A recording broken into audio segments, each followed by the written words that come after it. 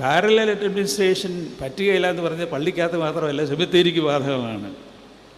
പള്ളിക്കകത്ത് parallel administration പാടില്ല എന്ന് അരുൺ മിശ്ര ഉൾപ്പെടുന്ന ബെഞ്ചും പിന്നീട് അതിൻ്റെ ആവർത്തനങ്ങളും ക്യൂറേറ്റീവ് പെറ്റീഷൻ എല്ലാം വന്ന് പറഞ്ഞത് സെമിത്തേരിക്ക് ബാധകമാണ്. അവിടെ പാരലൽ അഡ്മിനിസ്ട്രേഷൻ ഇല്ല, ഒരൊറ്റ അഡ്മിനിസ്ട്രേഷൻ്റെ ഉള്ളൂ. എല്ലാം ഈ ഭരണഘടനയ്ക്ക് വിധേയമായി മാത്രം എന്നാണ് വിധി. വിശേഷാൽ 2 ദിവസം മുമ്പ് നിങ്ങൾ വായിച്ചു കാണും ജസ്റ്റിസ് നരിമാൻ.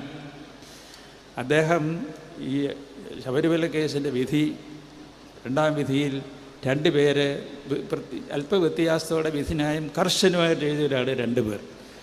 നരിമാൻ അതിനെക്കുറിച്ച് പറഞ്ഞു എന്താണെന്നോ, സുപ്രീം കോടതി വിധി നടപ്പാക്കുന്നത് ഒരു ഓപ്ഷനല്ല, യു ഹാവ് ടു. കാരണം അത് that's the law of the land, രാജ്യത്തെ നിയമമാകിയാൽ അത് ഓപ്ഷനല്ല, വേണമെങ്കിൽ നടപ്പാക്കാം എന്നല്ല. ഇന്ന് എന്തേ നമ്മുടെ സർക്കാർ കണ്ണും കെട്ടിയിരിക്കുന്നു? കണ്ണും കാതുമില്ലാത്ത സർക്കാർ മാധ്യമങ്ങളുമാണോ നമുക്കുള്ളത്? നമ്മൾ ഈ രാജ്യത്തെ പൗരന്മാരിൽ നമ്മൾ നീതി കൊടുക്കുന്നവരല്ലേ? തീർച്ചയായും ഈ സഭാ വിധി വന്നപ്പോൾ ഇത് പലരും കാണിക്കുന്ന ഉത്സാഹമൊന്നും അതിനകത്ത് കണ്ടില്ല. അതിൻ്റെ പേരിലാണ് നമ്മൾ കൂടിയിരിക്കുന്നത്.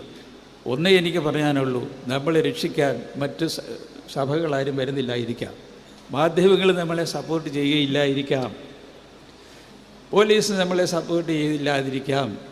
ഇന്ന് വടവുകോട് പള്ളിയിൽ ഇപ്പോൾ കുറേ നാളായിട്ട് അവിടെ മുളക് പൊടിക്ക് ഇത്ര വിലക്കുറവാണെന്ന് എനിക്കറിയാൻ പറ്റില്ല. പുത്തൻകുരിശിൽ കലക്കി ഒഴിച്ചേക്കുക പള്ളിക്കകത്തോട്ട്, പിന്നെ അങ്ങോട്ട് കയറണ്ട, പിന്നെ തേച്ച് കഴുകിയാണ് കയറിയത്.